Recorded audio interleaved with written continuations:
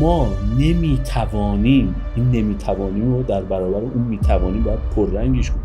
نمیتوانیم در وضعیت تاریخی کنونی جنگ خودمون با اسرائیل جنگ وجودی تعبیه کنیم یا تفسیر کنیم، چون اگر این کارو کنیم خودمون نابود کردیم.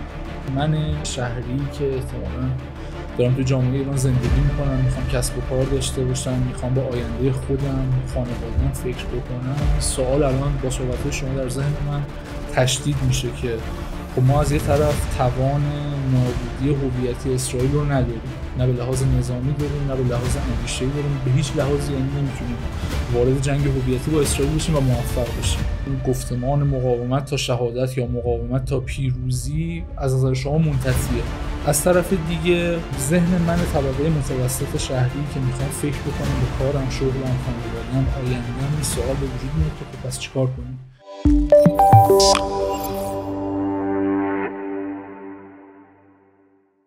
عرض سلام و ادب خدمت مخاطبین گرامی ویدیوکست و پادکست ایران در تلاطم. خیلی خوشحالیم که با قسمت دوم این مجموعه در خدمتتون هستیم. برای قسمت دوم زحمت دادیم به جناب آقای دکتر سید جواد میری، چهره و نامی آشنا در سپهر اندیشه و فرهنگ ایرانی که خدمتشون هستیم برای جلسه دوم.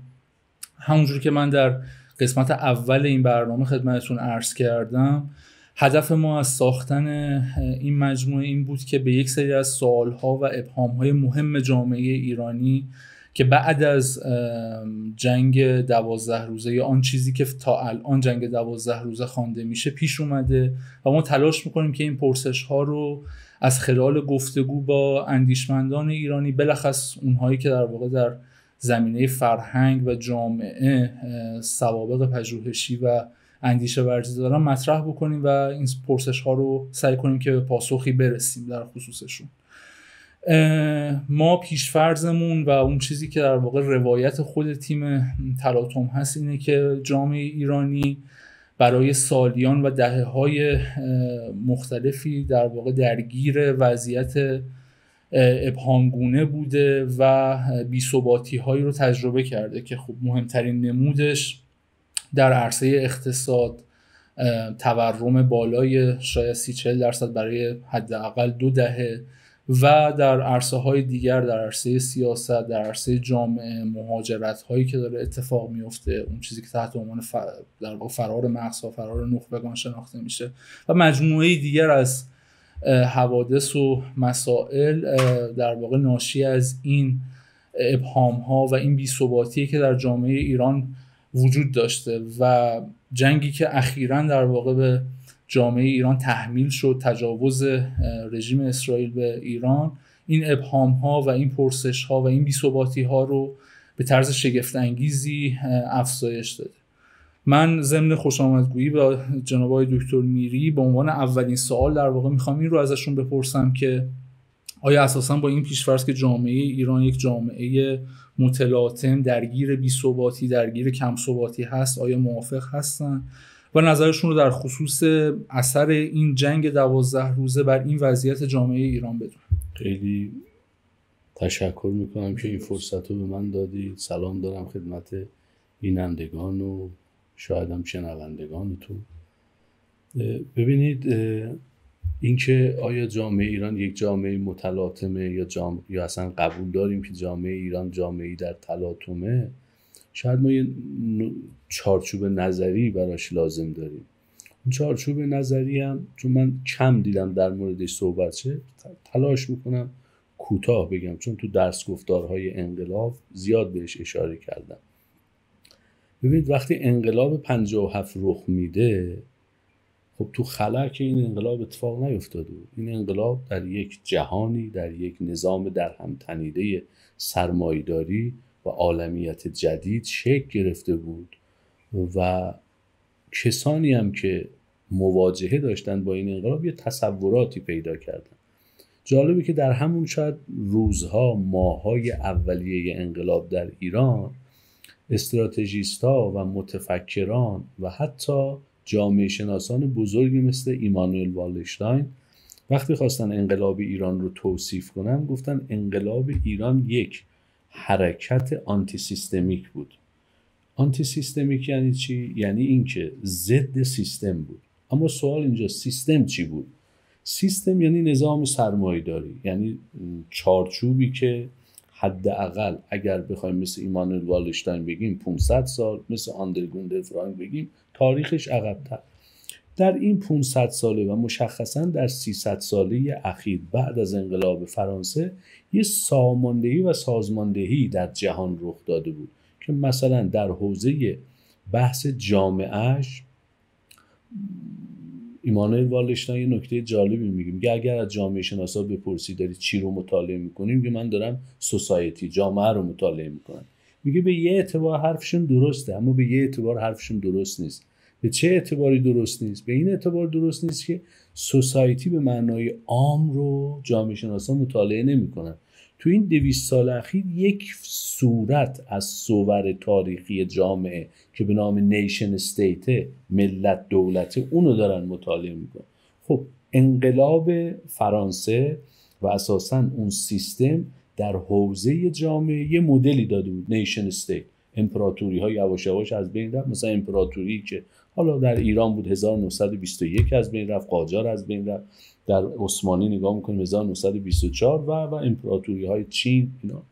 خب این نشون میده که این سیستم یه چارچوبی داشته، یه شاخصه‌ای داشته که در سرتاسر جهان خودشو گسترده کرده بوده. اما یه چیز دیگه‌ای هم داشته این سیستم که اونو ما معمولاً کمتر بهش میپردازیم. یه نیروی پیشران تاریخی داشته. اون نیروی پیشران تاریخیش که توانسته بود فئودالیسم رو از بین ببره و انقلاب رو در فرانسه شکل بده و بعد آرام آرام نظم جهانی خودش رو ایجاد بکنه، نیروی بورژوازی بود.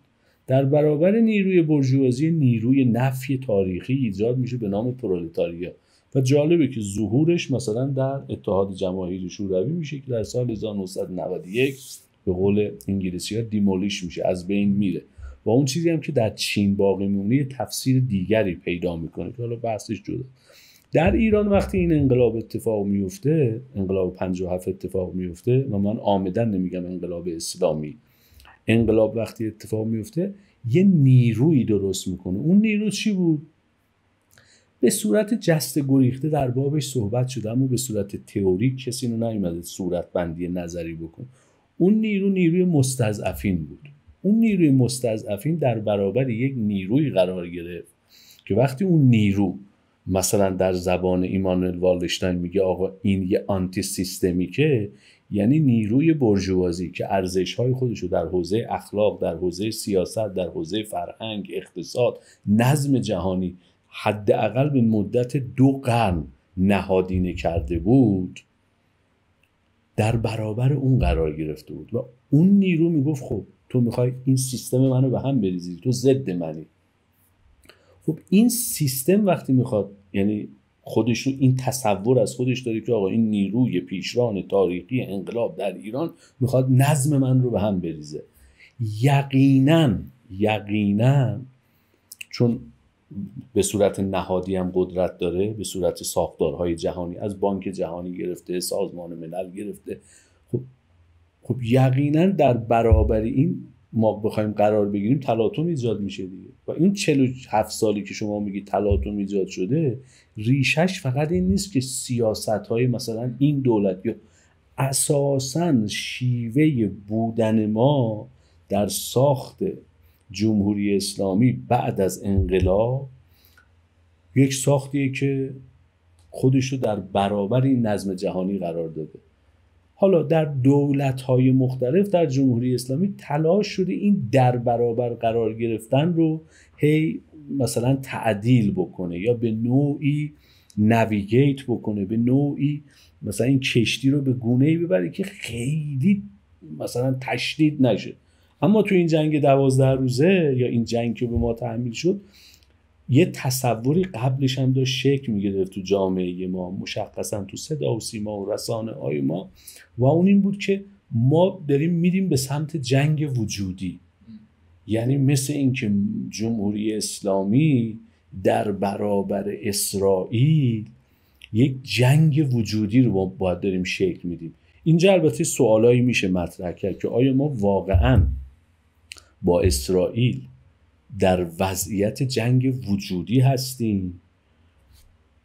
اگر اینو قبول بکنیم یه پاسخ باید بدیم، اگر انقلت وارد کنیم که من میخوام انقلت وارد کنم یه رویکرد دیگری باید داشته باشیم. من تا اینجا گفتم، حالا شما اگه سوالی مشخصا بخش دوم سوالم متناظر با وضعیت جامعه، یعنی ما مناسبات بین المللی رو فعلا به قول فلاسفه میذاریم تو پرانتز.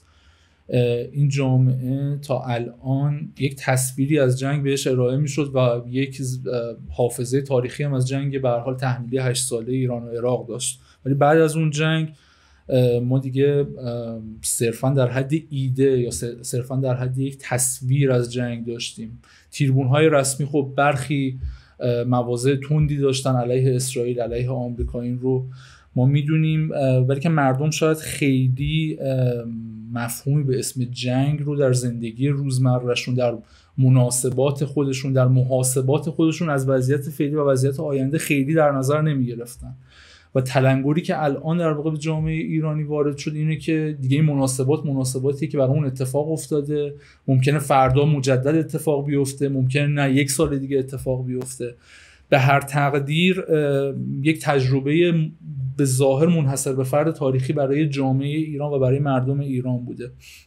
الان شما وضعیت جامعه ایران رو در برابر این که دیگه جنگ برامون یک تصویر نیست، یک حادثه‌ایه که اتفاق افتاده و سایه‌اش رو ما هر لحظه داریم تو زندگیمون احساس می‌کنیم. خب خیلی از جامعه شناسا از جمله حالا ایده‌ای که ما راجع به در واقع آنومی داریم، این ایده زیر این تئوری ها مطرح میشه که جامعه‌ای که مبهمه، جامعه‌ای که خیلی نمیشه رو محاسبات عقلانی حساب کرد. یعنی شما مثلا حساب کنید که ما یه کاری رو شروع میکنیم 5 سال دیگه قراره به این نقطه‌ای برسیم. الان یک در واقع میشه گفت محاسبه گریزی برای جامعه ایرانی به وجود اومده. این وضعیت رو چطور میبینید؟ ببینید سوال خوبیه. به نظرم برای پاسخ به این سوال من باید اون سوال قبلی که مطرح کردم و باید یه جوری روشنش کنم. ببینید کسانی که تلاش دارن بگن که جنگ ما با اسرائیل یه جنگ وجودیه، یک مؤلفه بسیار بنیادین رو اپوخه میکنن، نادیده میگیرن یا اصلا مطرحش نمیکنن. و اون اینه که آیا اساساً اسرائیل یک کشوریه در اعداد کشورهای دیگر؟ مثلا میگم ما میگیم آقا ما 18 تا 19 تا نمیدونم 17 تا مثلا همسایه داریم، ترکیه است، جمهوری آذربایجان، ارمنستان، قزاقستان، قرقیزستان، ترکمنستان، روسیه است از طریق دریای خزر، این و عربستان، پاکستان، اینا کشور. آیا اسرائیل هم در اعداد این کشورهاست که مثلا ما اگر با عربستان یا مثلا خدای نکرده با یک کشور دیگه وارد جنگ شدیم مثلا بگیم ما داریم با یک کشور دیگه می‌جنگیم، از این نوعه؟ یا نه اساساً ساخت اسرائیل یه فرم دیگریه؟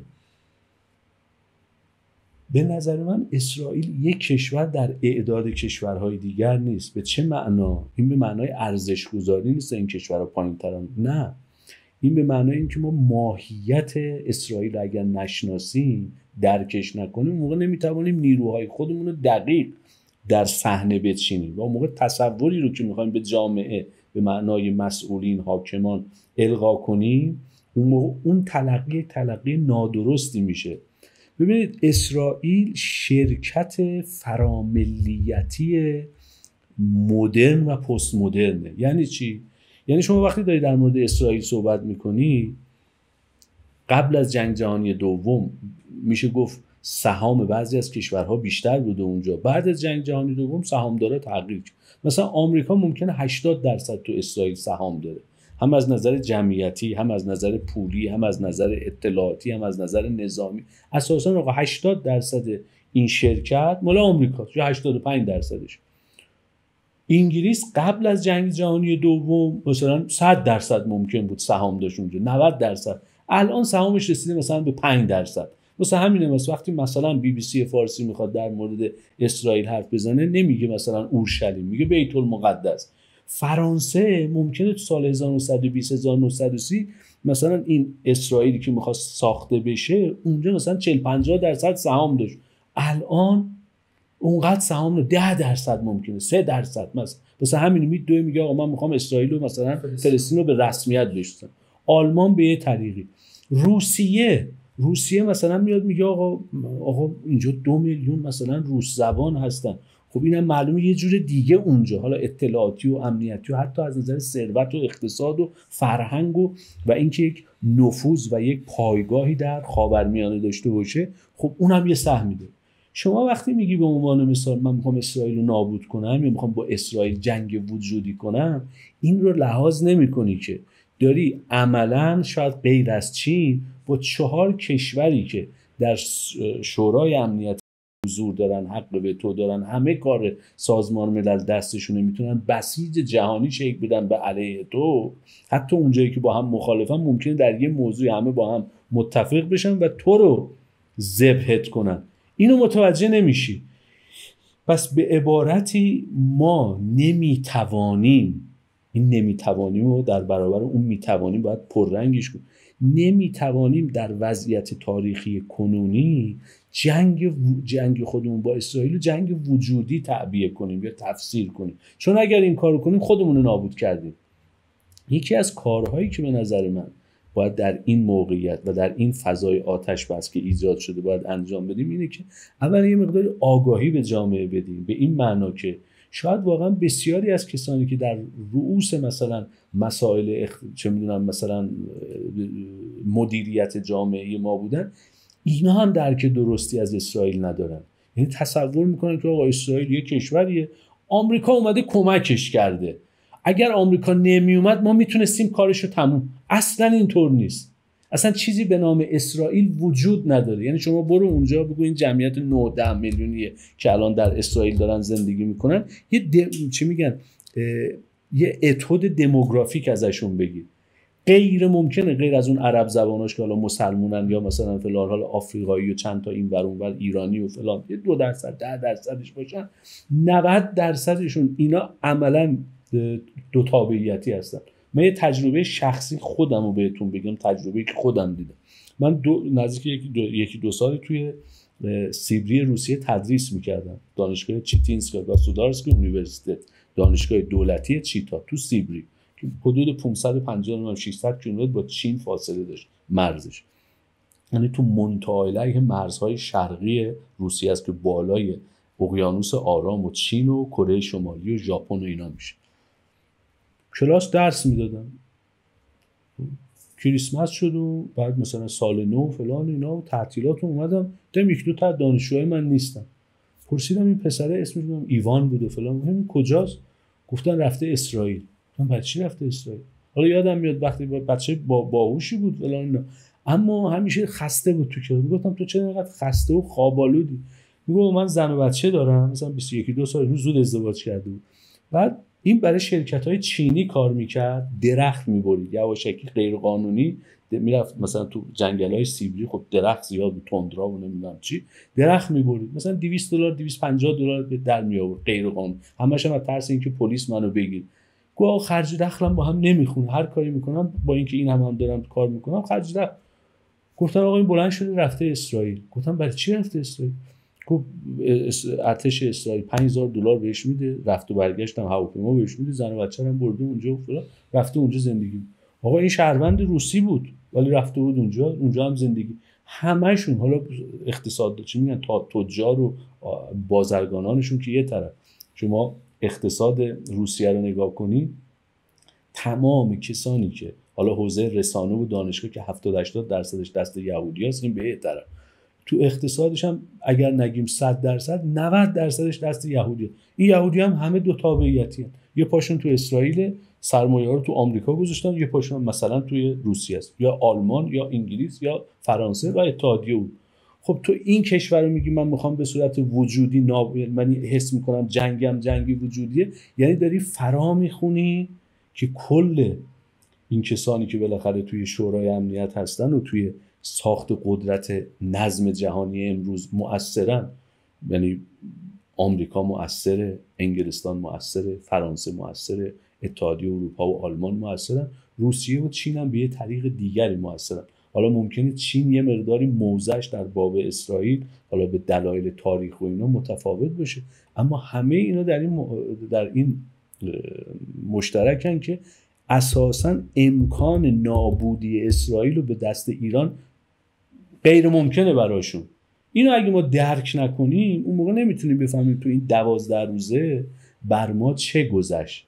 یعنی اینو ما باید مد نظر و لحاظ بکنیم، اون موقع میتونیم مبنا قرار بدیم که خب حالا ما از این وضعیت چگونه باید عبور بکنیم، چه راههایی داریم، آیا امکان هست یا راهی هست ما از این وضعیت هم جامعه ایران رو و هم منطقه رو به نوعی مدیریت بکنیم که از این وضعیت نه تنها پرتلاطم بلکه پرمخاطره و حتی هولناک عبورش بدیم. یعنی این 12 روز به نظر من یه ویک اپ کال بود، یعنی یه بیدارباشی بود که ما اولا بفهمیم تو کجا هستیم، نقاط قوتمون رو بدونیم، نقاط ضعفمون رو بدونیم، بعد محدودیت‌های خودمون هم بشناسیم. اگر محدودیت‌های خودمون رو نشناسیم فقط به ظرفیت‌هامون فکر کنیم این غلطه، اگر هم فقط به ظرفیت‌ها فکر کنیم محدودیت یا بالعکس باشه اونم باز نادرسته. دیالکتیک اینا رو باید مد نظر خودمون قرار بدیم. دوستان یکی از نکاتی که شاید سوژه ها و اندیشمندانی که در گفتمان مقاومت دارن ازش دفاع میکنن این باشه که خب جمهوری اسلامی درسته یک بخش شاید رادیکال داشته باشه که اون تقویم روز شمار و نابودی اسرائیل رو تو میدون فلسطین نصب کردن، یک بخشش مثلا میرن پشت تریبون ها دائما شعار میدن علیه اسرائیل و به تعبیر شما در واقع این رو تبدیل به یک جنگ وجودی دارن میکنن که ما هم با زور تعبیر شما ظرفیت این جنگ وجودی رو از نظر اینکه اسرائیل کشور نیست نداریم. ولی آن چیزی که اندیشمندان گفتمان مقاومت از جمله دکتر عبدالکریم که ما جلسه اول باهاشون در واقع صحبت کردیم دائما برش تاکید میکنن اینه که ما وجود نظامیمون و وجود امنیتمون یک وجود دفاعیه و به این نکته هم اشاره میکنن که در واقع نبرد ما با اسرائیل و این نزاعی که بین ایران و اسرائیل هست نزاع جمهوری اسلامی و اسرائیل نیست، یعنی یک ریشه تاریخی داره. زمان به هر حال ما میدونیم اولین باری که به لحاظ تاریخی ما اسرائیل رو به رسمیت نشناختیم زمان جمهوری اسلامی نبوده، زمان فاطمی بوده در وزارت امور خارجه که میشه در واقع دهه 30 زمان مصدق یا به تعبیری به هر حال شاهنشاهی مرتبط با پهلوی. و خب باز هم میدونیم که وضعیت نیروهای نیابتی به جمهوری اسلامی بر نمیگرده. شاه هم به تعبیری سعی میکرد که بالانسینگ کنه قدرتش رو با اسرائیل از طریق نیروهای نیابتی که در لبنان داشت. میدونیم جنبش عمل، امام موسی صدر تا حدی به هر حال وابستگی مالی داشتن به کمک‌های دولتی در زمان شاه. آن چیزی که اندیشمندان گفتمان مقاومت میگن اینه که ما تحمیل شده جنگ بهمون و هیچ وقت دنبال در واقع حمله به اسرائیل و جنگ وجودی با اسرائیل نبودیم. شما تا چه حد در واقع با این گفتمان میتونید همدلی داشته باشید؟ چون به نظر میرسه که بیشتر اون وجهه در واقع رادیکال گفتمان مقاومت که دائما شعار میده و تهدید میکنه به نابودی رو در نظر میگیرید به جای کل گفتمان مقاومت. اون چیزی که به هر حال ما هم شاید خیلی باهاش موافق نباشیم ولی در واقع جانب انصاف در واقع حکم میکرد که اشاره به این وجه شاید عقلانی تر گفتمان مقاومت هم بکنیم. من فکر میکنم در زمان شاه تا اونجایی که یادم هست اسرائیل به ایران اولین کشوری بوده که اسرائیل به رسمیت یا اولین یا دومین به رسمیت شناخته. حالا زمان دکتر فاطمی به رسمیت نشناخته اینو من نمیدونم، باید دقیق نگاه کنیم، ولی میدونم که ایران از کشورهایی بود که قبل از انقلاب اسرائیل رو اما به شاه اشاره کردی در باب رابطه شاه و امام موسی صدر. تا جایی که من مطالعه کردم این نبود که شاه امام موسی صدر رو فاندینگ میکرده، اتفاقا کمک های جمال عبدالناصر و بعد در یه دوره حتی قذافی لیبی و حتی خود سوریه حافظ اسد بودن. شاه کاری که به نظر من در دوران پهلوی دوم کاری که در نسبت با اسرائیل میکردن توازن قوا بود. توازن قوا یعنی اساساً وقتی فضای رقابت رو ما میبریم تو حوزه حق و باطل و الهیاتیش میکنیم، یعنی ما میشیم حق مطلق، خیر مطلق، دیگری میشه شر مطلق، اینجا دیگه ما نمیتونیم سیاست ورزی کنیم، اینجا دوچار همون جنگ وجودی میشیم، چون ما فکر میکنیم ما خیر مطلقیم اون طرف مقابل ما هر کی باشه، میخواد آمریکا باشه، روسیه باشه، اسرائیل باشه، اون شر مطلقه. مانی هم به عنوان یکی از پیامبران بزرگ به ما یاد داده که آقا بین خیر و شر گفتگو نیست، خیر و شر با هم باید پیکار کنن و بالاخره خیر باید در جهان خودش رو بتونه از اسارت شر نجات بده تا بتونه به عالم متعالی و بالا برسه. پس جنس رویکردهای محمد رضا شاه پهلوی با اسرائیل با جنس رویکردهایی که در جمهوری اسلامی رخ داره میده و چیزی که شاید این دوستانی که اشاره کردی بهش توجه نمی‌کنن یا بهش التفات ندارن، اینه که جنس وقتی فرق بکنه، چون اهل فلسفه هم هستن باید بدونن جنس وقتی فرق بکنه اون موقع ماهیت‌ها و رویکردها هم فرق میکنه.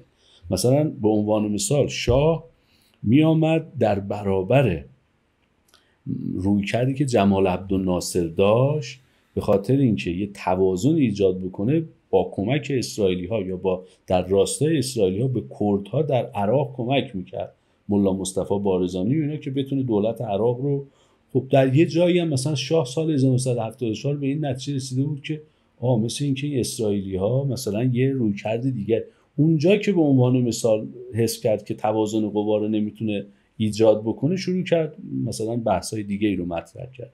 به همین خاطر نوع رویکرد یا جنس رویکرد جمهوری اسلامی یا بگیم برخی از کسانی که در گفتمان جمهوری اسلامی هستن در مقابله با اسرائیل اصلا قابل مقایسه با جنس رویکردهای پهلوی نیست. اما ما با اسرائیل باید چه کار بکنیم؟ یعنی آیا واقعا ما داریم مثلا میگم از ابتدا ما بودیم که دنبال نابودی اسرائیلیم یا نه یه چیزی تو این اسرائیل هست یا بگیم یه بعدی در سیاست‌ها و الهیات سیاسی دولت اسرائیل هست که خواهی نخواهی ما رو هم به سمت خودش میکشی که دچار تقابل بشیم. این به نظر من سوال مهمیه و اون اینه که اساساً اسرائیل در این منطقه هیچ کشوری رو نمیتواند بپذیری که قدش بلندتر از اسرائیل باشه. این یه واقعیتی. اونم فقط اسرائیل نیست، اساساً به نوعی رویکردهای استعماری و بعد رویکردهای استعمار نو، رویکردهای استعماری کهن حالا انگلیس و فرانسه و اینها بودن، رویکردهای بعد از جنگ جهانی دوم که امریکا به نوعی اونها رو مدیریت میکنه اینی که آقا اسرائیل متوازن کننده ای باشه تا این بخشی که درش نفت و گاز و منابع و فلان که برای بگیم صنایع بزرگ و بگیم چی میگن اقتصاد مبتنی بر تکنولوژی که نیاز به منابع خام ارزان داره رو همیشه بتونه تنظیم بکنه. اسرائیل خب یه همچین فانکشن اینجا داره. اما یه خوشبختی که ما در ایران پیدا داریم، خوشبختی هم نیست که ما خود رفتیم مثلا کسبش کردیم، یه موهبت بگیم الهیه، یه موهبت جغرافیایی و جبر جغرافیایی، فاصله جغرافیایی ما با اسرائیله.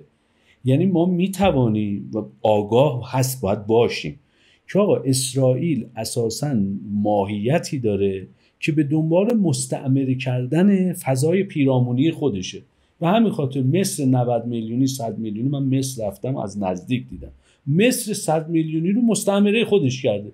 یعنی اصلا وقتی نگاه میکنی تعجب میکنی بابا مصر 100 میلیون جمعیت داره، این جغرافیایی به این بزرگی داره در برابر اسرائیل که یه نقطه است، مستعمره خودش کرد. لیبی با اینکه فاصله داشت اما چون با اینکه اونم اون موهبتی که میگم رو داشت اما تلاش میکرد به صورت فعالانه به نوعی وارد بشه مثلا برای اسرائیل خطر ایجاد بکنه یا اسرائیل نابود کنه. خب عاقبتش مشخصه، عاقبتش ما داریم میبینیم. سوریه هم همینجور بود، سوریه هم عراق رو هم میبینیم.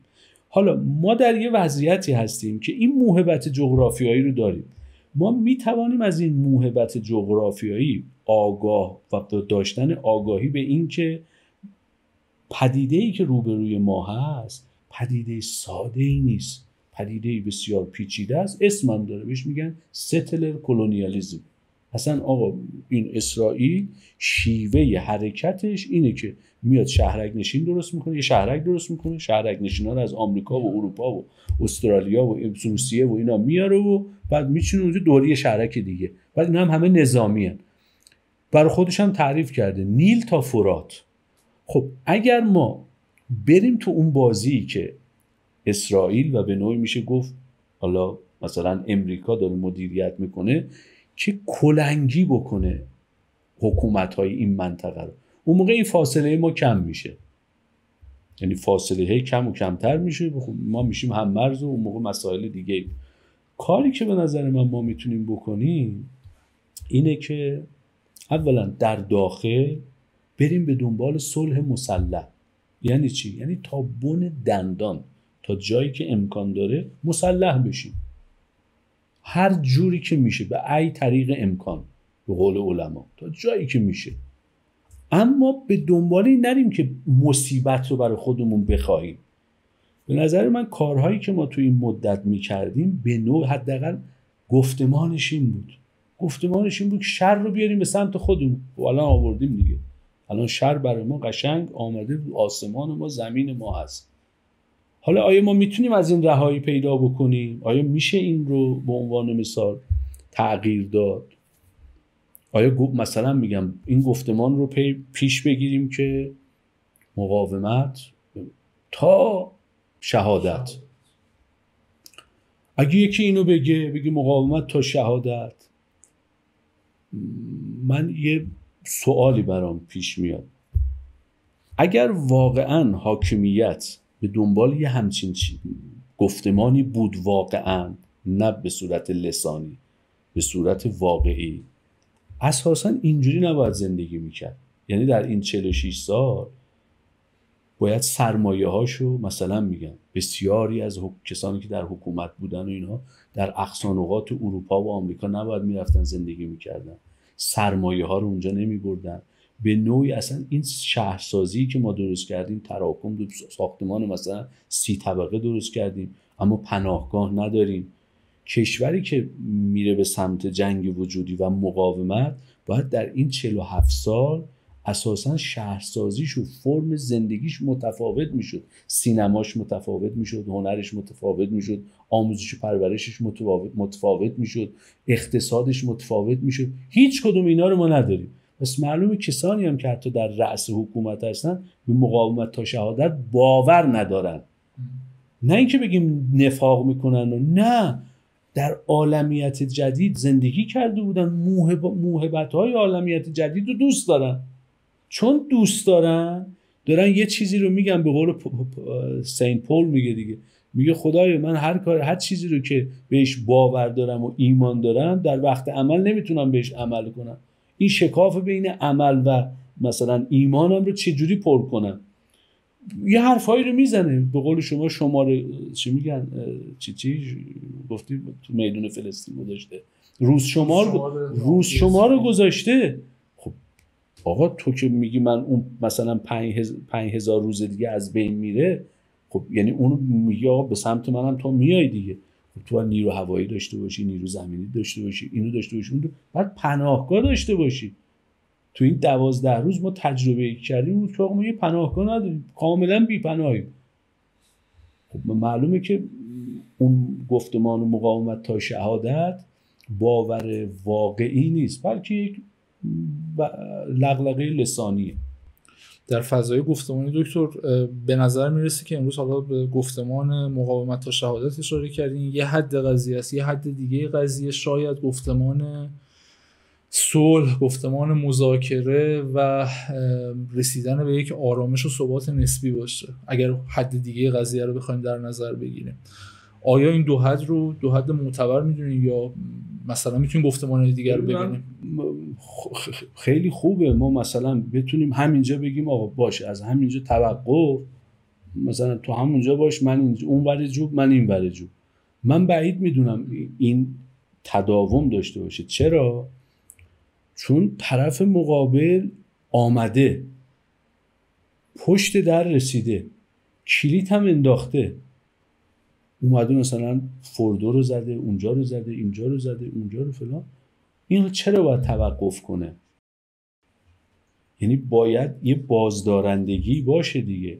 این بازدارندگی اونقدی به نظر من نیست که ما بتونیم مثلا به صلح و مذاکره‌ای که منجر به صلح دائم بشه، مگر اینکه ببین اونا مثلا میگم امریکایی ها دائم در کلامشون اینو میگن دیگه، میگن آقا تغییر رفتار، تغییر رژیم. تغییر رفتار، داخل پرانتز بگم، برای خود من سوال بود تو همون جنگ 12 روزه، شاید روز دوم و سوم و بمباران بود و فلان، من فکر میکردم آخه چه اتفاقی افتاد؟ اولا این مذاکرات چرا اینقدر هی هفته به هفته طولانی میشد؟ بعد اینا چی خواسته بودن تو مذاکره از ایرانی ها، طرف ایرانی، که اینها نمیتونستن اونو قبول کنن؟ چون خود مذاکره کننده هم هیچ چی نمیگفتن. من کامل گوش میکردم، آقای عراقچی این اون، حالا چه میدونم آقای تخت روانچی، حرف نمیزدن. یه فضای ایهام و ابهام بود. الانم میگم اون موقع هم نوشتم حتی، گفتم من دسترسی به محتوای گفتگوها ندارم، چیزی که میگم مبتنی بر تحلیل، یه قرینه هایی رو میبینم، اون قرینه ها منو به این رسونده. اگه فردا یکی بیاد مثلا میگه گفتگوها مذاکرات این بوده، اگه اشتباه باشه خب میگم خب من اشتباه کردم، ولی قرینه ها چون نمیگن، نه اونور میگه نه اینور میگه، منو به این رسون که آقا امریکایی از ایرانی‌ها یک مثلا بحث فقط هسته‌ای و اینا نبود. از ایران خواسته بودن که آقا صلح با اسرائیل رو قبول کنه. گفت بودن آقا شما باید بیاید تو این پیمان ابراهیم، که بعدم هم تو همین یکی دو هفته عملاً ترامپ گفت گفت آقا خب حالا این به معنای تغییر رژیم با بمباران و اینا نیست، اما تغییر گفتمان رژیمه. یعنی چی؟ یعنی اینکه آقا جمهوری اسلامی که اومده به خودش گفته من یکی از ارکان هویت جمهوری اسلامی اینه که آمریکا شیطان اکبر، اسرائیل هم آقا باید محو بشه، یا از اینجا قده سرطانیه، من باید بیام برام بگم اولا این قده خوشخیمه، بعدم خوبم هست، اتفاقا بخشی از وجود ما هم هست، ما هم میتونیم با هم زندگی بکنیم. این برای گفتمان مستقر در جمهوری اسلامی به نظر من تقریبا غیر ممکنه. تا کجا غیر ممکنه؟ تا زمانی که ما سیاست رو در چارچوب و ساختار حق و باطل ببینیم. اگه سیاست رو به مثابه ابزار دیپلماتیک تعریف کردیم، ولی گفتیم یه ابزاریه برای اینکه ما بتونیم بقا داشته باشیم، هر سیاستی، هر جای جهان اینجوری بله ممکنه، ولی با این گفتمان مستقر و با این افرادی که در رأس هرم حکومت قرار گرفتن، به نظر من این تقریبا مثل خودکشی براشون میمونه. واسه همینم هست کسانی که میگن آقا مقاومت تا شهادت، اینا سیاست ورز نیستن، اینا سیاسی نمیبینن مسئله رو، بردن در ساخت و ساحت الهیات و الهیات خیر و شر و میگن آقا ما خیریم دیگه، اونم شره. در حالی که من فکر میکنم اساساً این فلسفه سیاسی من اینه، تمام حکومت ها اساساً حکومت از همون ابتدای جهان، اگر یه جایی حکومتی شکل گرفته از امیرنشین بوده تا امپراتوری ها و تا نیشن استیت، اساساً حکومت ها همه شرن، همه حکومت ها، اما درجات داره. این حکومت ها درجات داره. چون چرا؟ حکومت ها یا اساساً تلاش میکردن نگاه طبقه حاکمه یا خواست طبقه حاکمه رو بر تن یا بر پیکر آدم ها اونو حکش کنن. مثلا همین هم بود، اگه مخالفی مثلا 500 سال قبل بود زنجیرش میکردن، مثلا چی میزدن پاشو داغون میکردن. بعد از دوران مدرن اومد این مقدار تعدیل شد، روی تنهای یا روی بادی، روی پیکرهای اینها سیاست رو فقط اعمال نمیکردن، بلکه بر من اونها سیاست رو، یعنی تلاش میکردن که سوژه رو تغییر بدن و اساسا یه سوژه‌ای بسازن که سوژه منقاد باشه، مطیع باشه. این کار حکومت هست. یا بعضی جا هم اگه نمیشد اینا رو تلفیق میکردن، یعنی هم تنبیه میکردن هم چیکار میکردن، تلقین میکردن، ایندوکترینیشن میکردن. حکومت ها اساسا اینن. اگر ما این پدیدارشناسی مفهوم حکومت رو از معادلات و از محاسبات خودمون حذف کنیم، دوچار هذیانگویی میشیم چی؟ میگیم آقا ما خیریم اون شره. و اساساً امکان صلح پایدار رو نمیتونیم در جهان داشته باشیم. و اینم فقط مختص ما الان نیست، الان بخشی از حکومت که در امریکا هست، بخشیش که قدرت رو در دست گرفته، اون هم یه الهیات خیر و شر درست کرده. یعنی جهان الان در یه وضعیتیه که برخی از نیروها به گونه‌ای دارن معادلات سیاسی رو به الهیات سیاسی ربط دادن و این شاید از 2003 به این بعد پررنگ‌تر شد. من اینو کجا متوجه شدم؟ من انگلستان بودم، جنگ عراق داشت اتفاق میافتاد. بعد که اتفاق افتاد و اینها، آمدن با تونی بلر صحبت کردن. بعد خبرنگار برگشت به تونی بلر گفت که تو احساس مثلا گناه نمی کنی که یه همچین اتفاقی افتاد و این همه آدم مردن و تو گفتی اینا سلاح کشتار جمعی دارن و فلان و اینا؟ حالا سوال حتی خود خبرنگارم قابل تحلیل بود. گفت تو اگه جلوی خدا قرار بگیری چی میگی؟ اول اینکه خدا یه دفعه اومد تو گفتمان سیاسی، اونم در انگلستان و آمریکا و اینا. بعد اون برگشت گفت نه، من در روز قیامت وقتی در برابر خدا قرار میگیرم میگم که جهان بدون صدام حسین، با اینکه 1 میلیون هم آدم کشته شده و آواره شده و اینا، جای بهتری شده. نشون میداد که آرام آرام سیاست ورزی حتی در خود کشورهای اروپایی رنگ و بوی بنیادگرایی داره میگیره. بنیادگرایی فقط یه مقوله اسلامی و شرقی دیگه نیست. بنیادگرایی یه مقوله‌ایه که در نظم جهانی سیاسی، و اینم یکی از نشانه های دوران گذاره. چرا اینقدر فیلم ها و نمیدونم گفتمان ها آخرالزمانیه؟ یه آخرالزمانی در الهیات هست که آقا آخر زمان رو میگن آقا مهدی میاد، مثلا مسیح میاد، این یه آخرالزمان. به نظر من هر سیستم های جهانی هم وقتی دارن فرو میپاشن یا داره جابجایی های کلان و گسترده تو جهان رخ میده، اونجا این گفتمان آپوکالیپتیک شروع میشه، آخرالزمانی میاد. چون هر کسی میخواد خودشو خیر ببینه، در راستای نیروی خیر آرماگدونی مثلا نیروها رو بسیج بکنه. این هم تو آمریکا هست، هم تو ایران هست، تو اسرائیل به مراتب بیشتره. دکتر، من حالا صحبتایی که تا الان کردید رو بخوام یه جمع‌بندی بکنم و به پرسش اول خودمون برگردیم. من طبقه متوسطی شهری که احتمالاً دارم تو جامعه ایران زندگی میکنم، میخوام کسب و کار داشته باشم، میخوام به آینده خودم، خانواده‌ام فکر بکنم، این سوال الان با صحبت‌های شما در ذهن من تشدید میشه که خب ما از یه طرف توان نابودی هویتی اسرائیل رو نداریم، نه به لحاظ نظامی داریم، نه به لحاظ اندیشه‌ای داریم، به هیچ لحاظی یعنی نمیتونیم وارد جنگ هویتی با اسرائیل بشیم و موفق بشیم. یعنی اون گفتمان مقاومت تا شهادت یا مقاومت تا پیروزی از نظر شما منتفیه به این اعتبار. از طرف دیگه خب ما صلح هم برامون الان به نظر میرسه که یعنی همزیستی در یک منطقه با اسرائیل هم به نظر میرسه که الان چندان برامون ممکن نباشه. تو ذهن من طبقه متوسط شهری که میخوام فکر بکنم به کارم، شغلم، خانوادم، آیندم، این سوال به وجود میاد که خب پس چیکار کنیم؟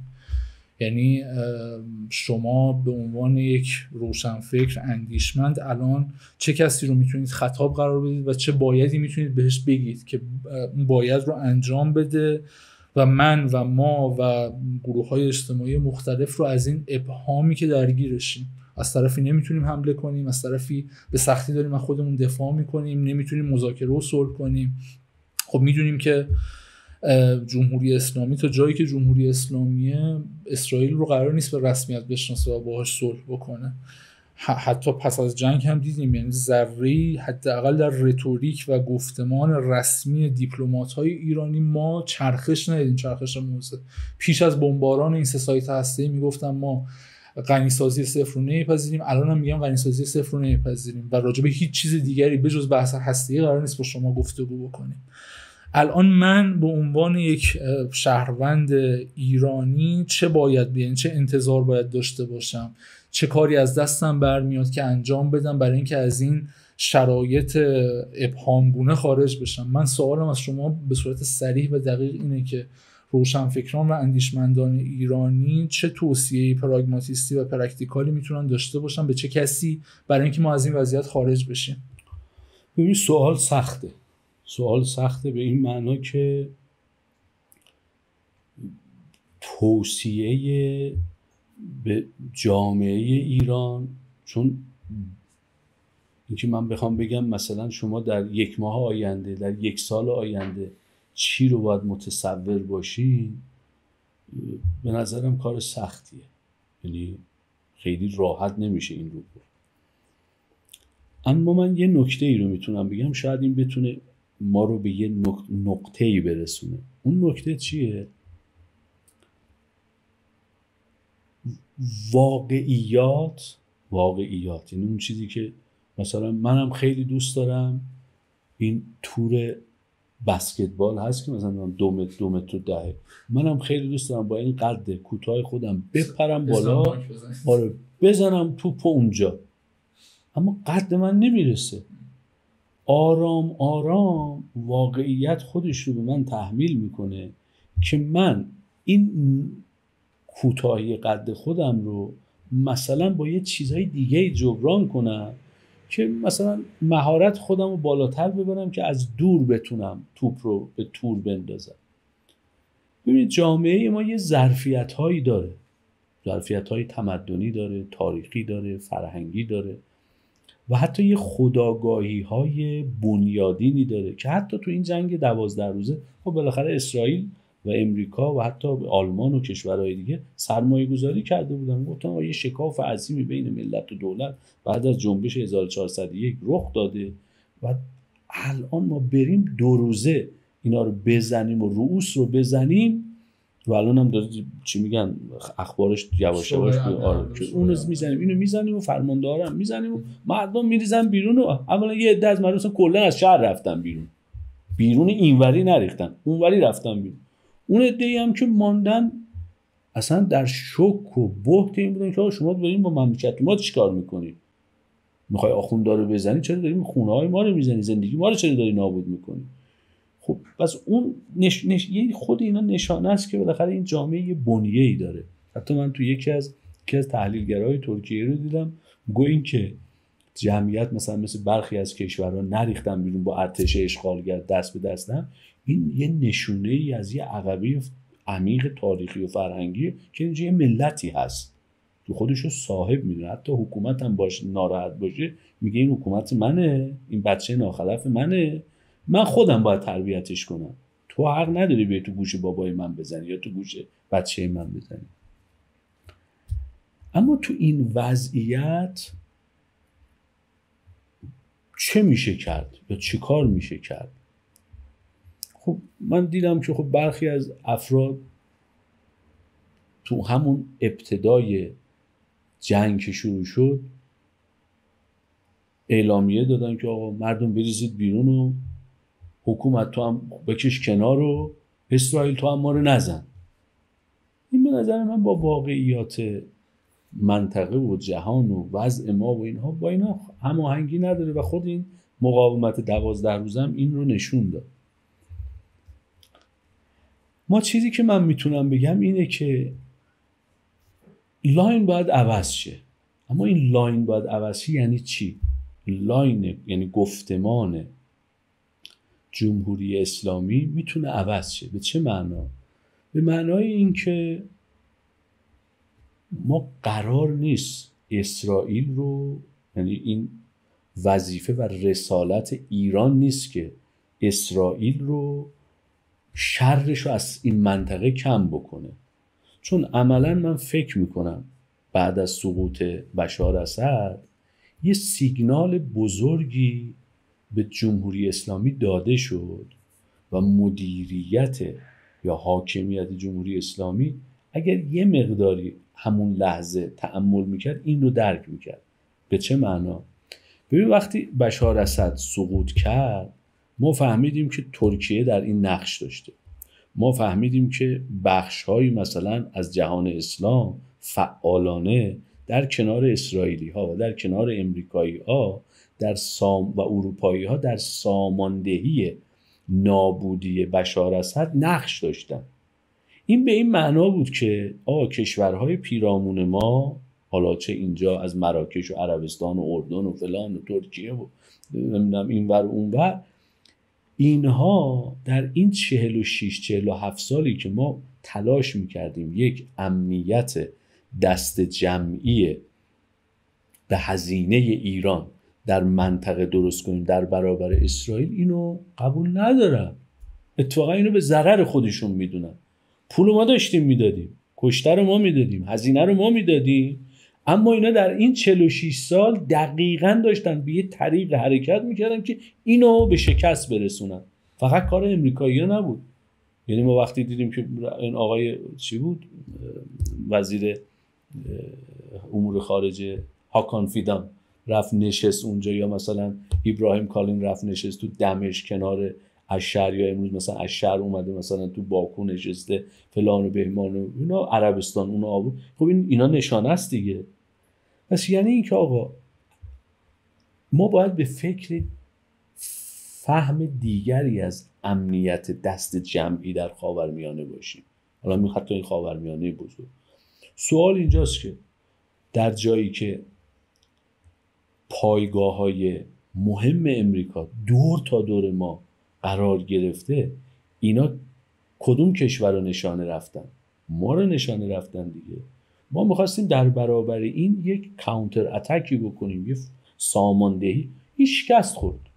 حالا که شکست خورد، به نظر من بهترین کار اینه برای هم جامعه، یعنی بره به این سمت و گفتمان، هم برای حاکمیت اگه میخواد بقا داشته باشه، اینه که ما چگونه میتوانیم امنیت جمعی رو در این منطقه سرشکن کنیم. یعنی ترکیه هم باید هزینه بده، عربستان هم هزینه بده، اردن هم هزینه بده، کشور پاکستان هم هزینه بده. همه این کشور اگر بنابر اینه که با اسرائیل همه دست در دست هم بدن و تو صلح ابراهیم باشن، این ایران نباید بشه که هزینه، چون اگه بخواد هزینه رو بده نهایتا میرسه به لیبی، نهایتا میرسه به عراق صدام حسین. حالا ممکنه بگن آقا اونا نظاماشون نظامای مردمی نبودن، اصلا ما نظام مردمی میزنن، مردممون هم نابود میکنن، جامعهمون هم نابود میکنن، کشورمون هم نابود میکنن.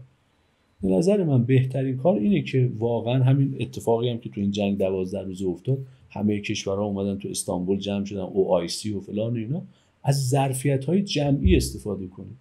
حد و ظرفیت ما تا اینجاست، ما بیش از این ظرفیت نداریم. خیلی بخوایم حرکت بکنیم به سمت انتحاری یا همون مقاومت تا شهادت، یقین بدون که اگر حتی لیبی و سوریه و اینا، چون مدلایی که جلو چشم ما گذاشتن، عراق و اینها عاقبتمون نباشه، نهایت ژاپن میشیم.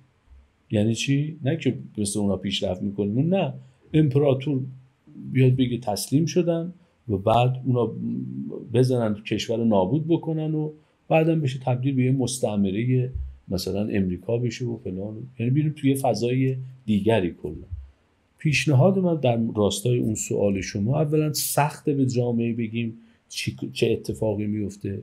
مطمئناً این فضای مه‌آلود یا این فضایی که اسمش گذاشتن آتش بس، این نمیتونه 1 سال 2 سال دوام داشته باشه. و من به اینم باور ندارم که درسته امریکایی‌ها میگن، اروپایی‌ها میگن که آقا این موشک‌های ایران که وقتی خورد اونجا دیگه اونا فهمیدن نمیشه. نه، به نظر ما رو اینم نباید زیاد حساب کنیم. اینا یعنی خواسته و ناخواسته یک فضای رسانه‌ای فریب هم درست میکنن که تو این فریب مثلا ما ورود کنیم و بخوایم این لاین رو، این خط رو ادامه بدیم. به نظر من بهترین کار اینه که بخش‌های حقوق بین الملل حکومت که تا الان خیلی ضعیف و اصلا زیر ضعیف بوده، اینا فعال بشه تو سطح بین الملل. ما اصلا تو این حوزه ها ورود نکردیم. از سال 98 به عنوان مثال که مثلا سردار سلیمانی رو زدید، فرمانده ها رو زدید و الان هم که خودشون این سندها رو ارائه میدن، اینا رو ما ببریم تو مجامع بین المللی، بریم فضا رو فضای حقوقی بکنیم. هر چندم شما مثلا ممکنه بگید چی؟ اصلا این تو اونا که قبول ندارن، نه حرفای خود اینا همش مال آمریکایی‌هاست و به ضرر. اشکال نداره، ما فضا رو باید ببریم به سمت سویی که از جنگ به دور باشه. ما اگر بتونیم 10 سال 15 سال 20 سال خودمون رو از جنگ به دور بکنیم، جامعه ما میتونه جهش پیدا کنه. به چه دلیل؟ یه دلیل عمده‌اش اینه که این گفتمان غالب که الان تو جمهوری اسلامی هست بالاخره یک حاملانی داره دیگه.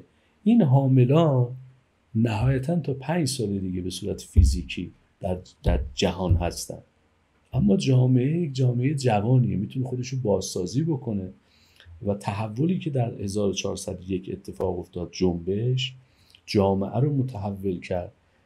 1404 26 خرداد 1404 که این جنگ اتفاق افتاد، به نظر من فضای سیاسی ایران رو میتونه متحول بکنه و از درون این تحول اجتماعی و تحول سیاسی برآیندی ایجاد میشه که جامعه، حالا ممکنه که بگه خب آینده کدوم گفتمان میاد، من نمیخوام پیشگویی بکنم، اما یقینا گفتمانی خواهد آمد که از برآیند این نیروهای اجتماعی خواهد بود که مشخصاً با نیروهای اجتماعی که تا سال 1401 یا تا سال 1404 داشتن ساختار و قدرت رو مدیریت میکردن با اینا متفاوت خواهد بود. چه شکلی خواهد بود؟ یقینا توش تنوع و تکثر هم دخیل خواهد. دوستان من اونجوری که استنباط می‌کنم از صحبت‌های شما، ما نیاز به یک ریلگذاری مجدد یا به اصطلاح حالا این اندیشمندانی که اخیراً بیانیه‌ای رو صادر کردن، نیاز به یک تغییر گفتمان و تغییر رویکرد در حاکمیت داریم. من بخش سیاست خارجی رو از صحبت‌های شما دریافت کردم و متوجه شدیم که نیاز به یک صورتبندی مجدد در سیاست خارجی، خصوصاً در نوع تخاصمی که با اسرائیل داریم، حتما نیاز هستش. برگردیم به ارتباط بین دولت و جامعه. خب در این بیانیه و در صحبت‌های شما من این رو برداشت کردم که حاکمیت نه تنها نیاز به در واقع تغییر صورتبندی گفتمانش نسبت به سایر ملت‌ها داره، باید یک تغییر گفتمان و تغییر رویکردی هم نسبت به خود جامعه داشته باشه. حالا اشاره کردید به جنبش 1401، ما در واقع یک دهه قبلش 3 جنبش بزرگ رو داشتیم، جنبش سبزر سال 88، جنبش سال 96 98 که حالا میتونیم با اصطلاحات مختلف بخونیمش، ولی اون چیزی که برای ما محرزه اینه که یک سری تغییراتی در این جامعه اتفاق افتاده، در ارزش‌هاش، در نگرش‌هاش، در رفتارهاش، که باعث شده در واقع این جامعه طغیان بکنه و خواسته‌هایی رو مطرح بکنه.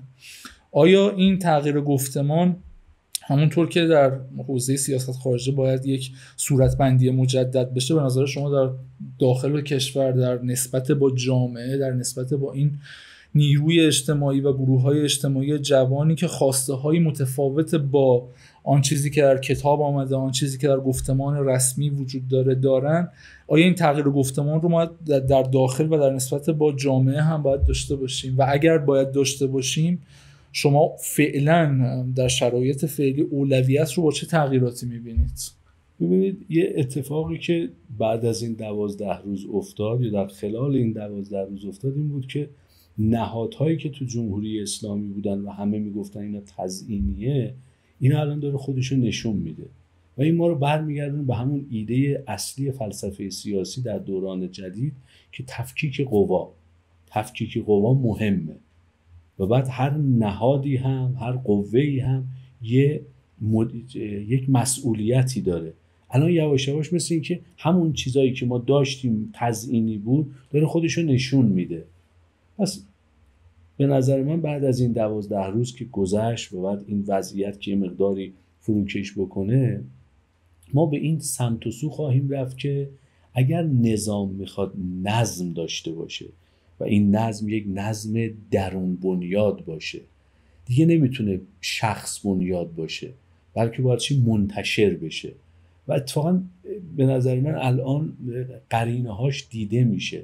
مثلا الان شما میبینید شورای امنیت ملی داره چیکار میکنه، مثل که مملکت داره، ریاست جمهوری مثل که داره مهم میشه، رئیس جمهور میگه آقا من دارم این کارو، استاندارا مهم میشن. تو همین دوران 12 روزه جنگ نمیدونم مثلا رئیس قوه قضاییه، مجلس داره مهم میشه.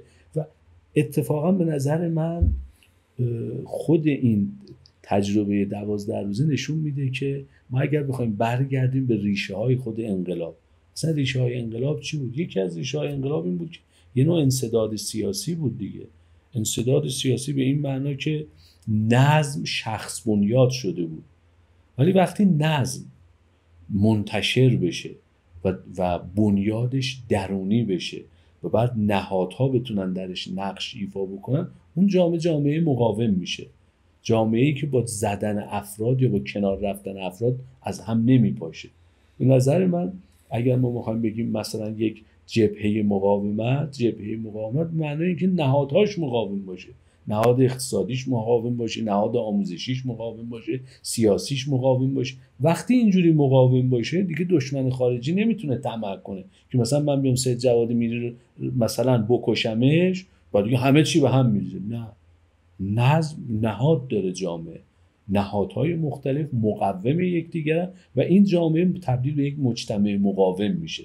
به نظر من خود حتی اون جبهه مقاومتی هم که بحثش بود، این جبهه مقاومت چرا امروز ضعیف شد؟ حالا بعضی میخوام بگن نه نشده فلان، به دلیل اینکه این جبهه فقط جبهه نظامی و امنیتی شده بود.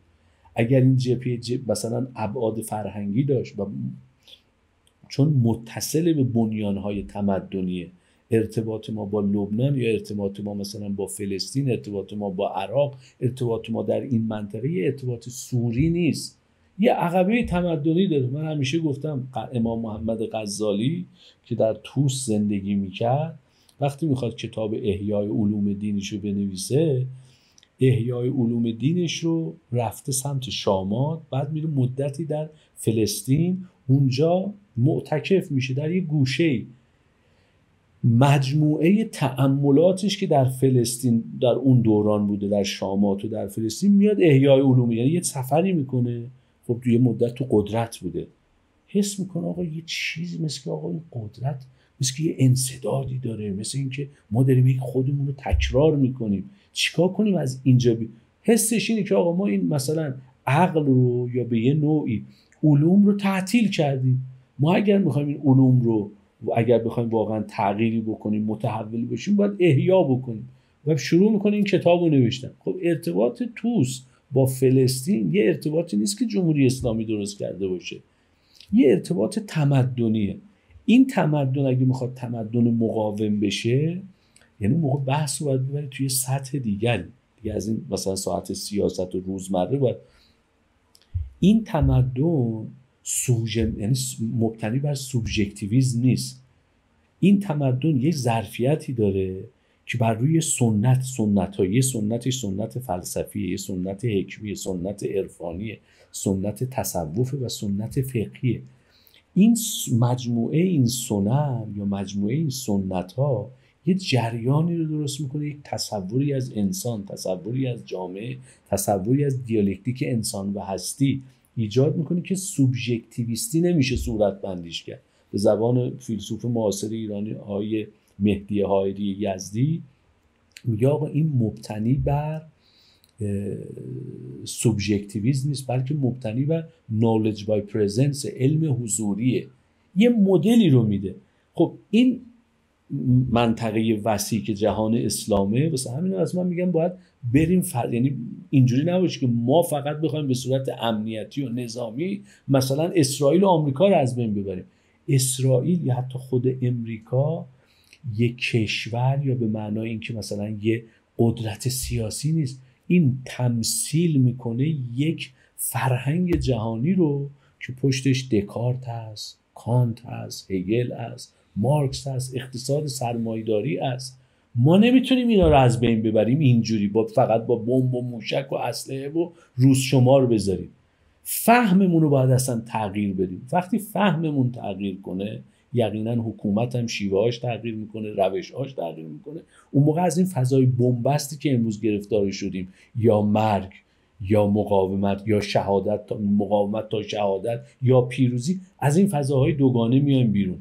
اصلا میبینیم موقع اصلا مثل که یه تصویر دیگه‌ای پیش روی ما هست. اون تصویر دیگر امکانهای دیگری رو هم برای ما میسر و در دسترس می‌کنه. با من سوال آخر، من یه مقدار مصداقی‌تر راجع به جامعه ایران صحبت بکنم. کلا اشاره کردید 401 ما یک جنبش یا به اصطلاح برخی دیگه تحول اجتماعی یا به اصطلاح برخی دیگه ناآرامی و شورش داشتیم، یا حالا اصطلاح اینوری ها هم بگیم یک اختشاشی داشتیم علیه حاکمیت یا انقلابی داشتیم برای براندازی حاکمیت. ولی همه این در واقع ترمینولوژی رو که جمع بکنیم به نظر میرسه که یک رویداد اجتماعی مهمی رو تجربه کردیم که خواسته های نسبتا مشخصی داشت. محورش زنان بودن، محورش تا حدی میشه گفت فرهنگ مذهبی بود که انگار داره تحمیل میشه به بخشی از بدنه اجتماعی که بدنه اجتماعی کثیری جوانانن، زنانن، میخوان یه مقدار آزادی بیشتری داشته باشن، میخوان صداشون شنیده بشه. من اگر بخوام چند تا مثلا مسئله مهم رو امروز بگم که به نظر میرسه برای بخشی از جامعه مهمه، مثلا ما نمیدونم هنوز از حجاب اجباری گذر کردیم یا نه، ولی مسئله حجاب، مسئله زنان همچنان برای جامعه ایرانی مهمه و خیلی ها الان نشستن منتظرن ببینن که جمهوری اسلامی چه تصمیمی داره در برابر این مسئله. آزادی‌های سیاسی که ما می‌بینیم امروز در بیانیه‌های مختلف اشاره میشه به عفو زندانیان سیاسی و یه مقدار گشاده کردن فضای سیاسی برای صداهای متکثر مردم و مسائل مختلفی که زیر حالا باز دوباره میشه بردش دیپلماسی، اقتصاد، باز کردن فضای کشور به روی بازارهای جهانی، باز کردن فضای کشور به روی محصولات کشورهای دیگه، باز کردن فضای کشور از نظر اینکه گردشگر بیاد ما توانش رو داشته باشیم که بریم کشورهای دیگر رو ببینیم. خواسته های نسبتا مدرنی که بخشی از جامعه بهش قائلن و در واقع میخوان که بهش برسن و انتظار میره که الان حداقل از بخشی از بدنه روشنفکری الان این انتظار رو مطرح کردن که بعد از این جنگ 12 روزه، بعد از تجربه‌ای از همبستگی و انسجام که مردم ایران در دفاع از کشورشون و در مقابل دشمن خارجی داشتن و همونطور که حالا تعبیری که شما داشتین گفتن آقا اگر ما روزی بخوایم این حکومت رو بر بیاندازیم خودمون این کار رو میکنیم، یعنی نیاز به یک عامل خارجی برای این موضوع نداریم. الان روشنفکران ایرانی و جامعه ایرانی به نظر میرسه یک بخش قابل توجهیشون این انتظار رو از حاکمیت و این انتظار رو از دولت دارن که سر مسائل و مصادیقی در واقع کوتاه بیاد. خیلی ساده بخوام بگم، آیا همچین توانی رو در حاکمیت و گفتمان جمهوری اسلامی که به بیان و تعبیر برخی گفتمان نسبتا متسلبیه و خیلی سخت تم میده به خواسته ها و تغییرات تا این حد وسیع و میبینیم که الان باز دوباره در بیان برخی از استراتژیست ها و در واقع ایدئولوژیست های جمهوری اسلامی میگن حجاب همچنان سنگریز اوله، اگر اینو بخوایم ول کنیم بقیه رو میان میگیرن، نمیدونم این خواسته های دشمنانه که داره به ما تحمیل میشه. آیا با توجه به این وضعیتی که جمهوری اسلامی داره و این مقاومتی که از خودش در برخی برهه‌ها در برابر تغییر اجتماعی نشون داده، آیا این رو میبینید که ما تغییراتی رو در کوتاه مدت، میان مدت تجربه بتونیم بکنیم؟ ببینید جمهوری اسلامی یه حسن خوبی که داره، همیشه مثلا ممکنه مضراتش رو خیلی ببینید، یه حسن خوبی که داره یه پیوند عمیقی با روحانیت تشیع داره و من اتفاقا اینو حسن میدونم. به چه معنا؟ روحانیت تشیع کلیسای کاتولیک نیست که مثلا یه پاپی داشته باشه، این پاپ بگه آقا این حرف خداست، روح القدس اینو به من گفت و منم الان چون پاپم این صندلی اسمت آوره و منم معصومم، در اون موقع که پاپ میشم حرفی که میزنم تغییر نمیتونه بکنه. همینه. جالبه که روحانیت تشیع خیلی متکثره. این نیروهایی که اتفاقا اشاره بهش کردیم میگن آقا سنگریز میبرن، اینا هیچ کدومشون اتفاقا عقبه عمیقی در فضای روحانیت تشیع نداره.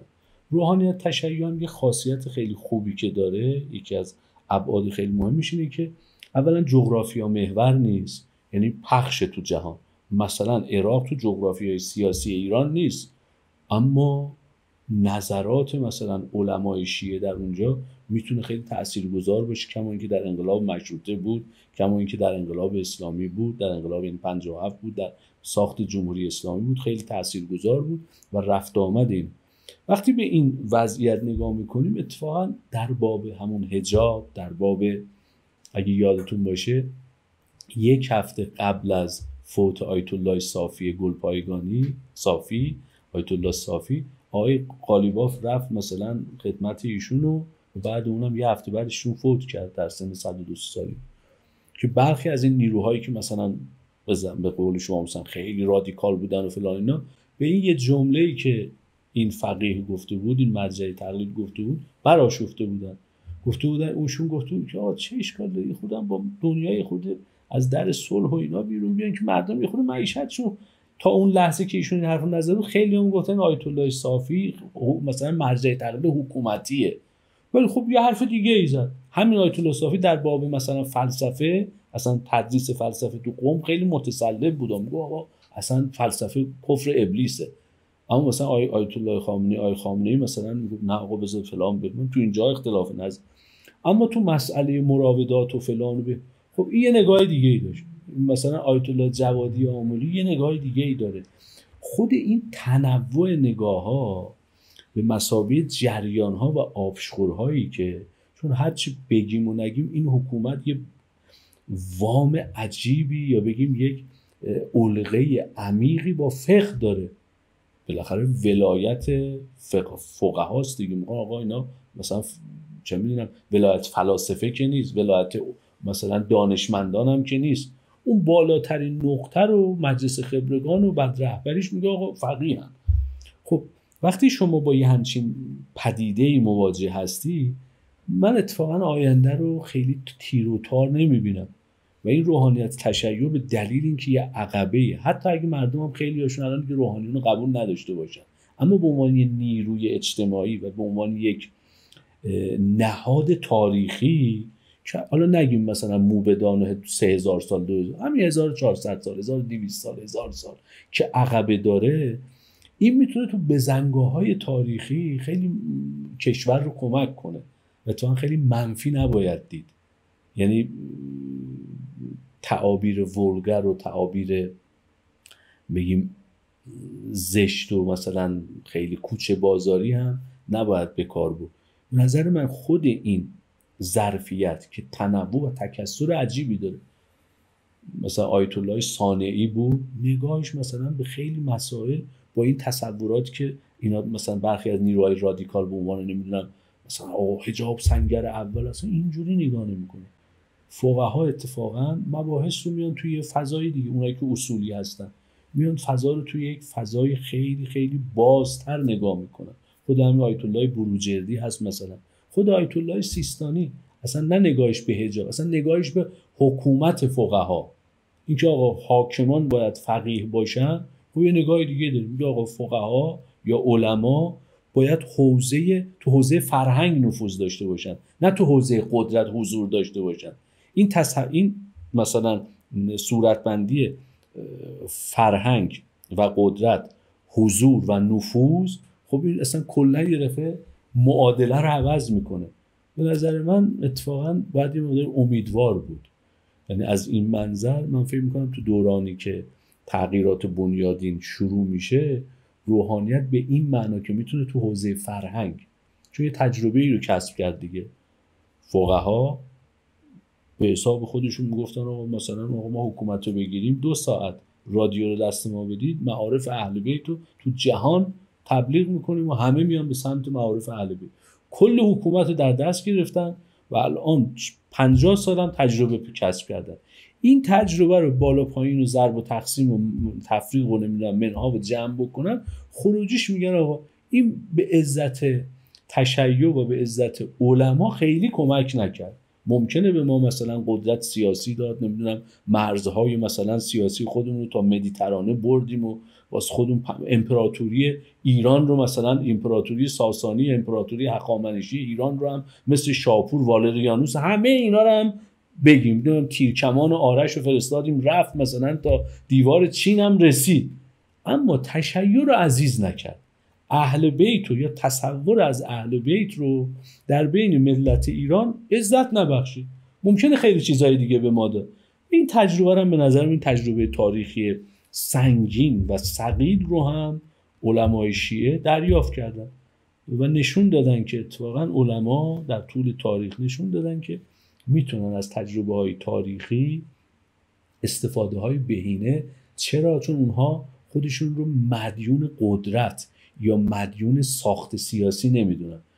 برای اونها اصول کافی، نهج البلاغه، قرآن، صحیفه سجادیه و سنت فلسفی و حکمی که ابعاد جهان شمول داره و ناس رو میبینه، نمیدونم ایرانی و نمیدونم فقط چون داره توی فضای دیگری حرکت میکنه، اونا از همه چی مهمتره.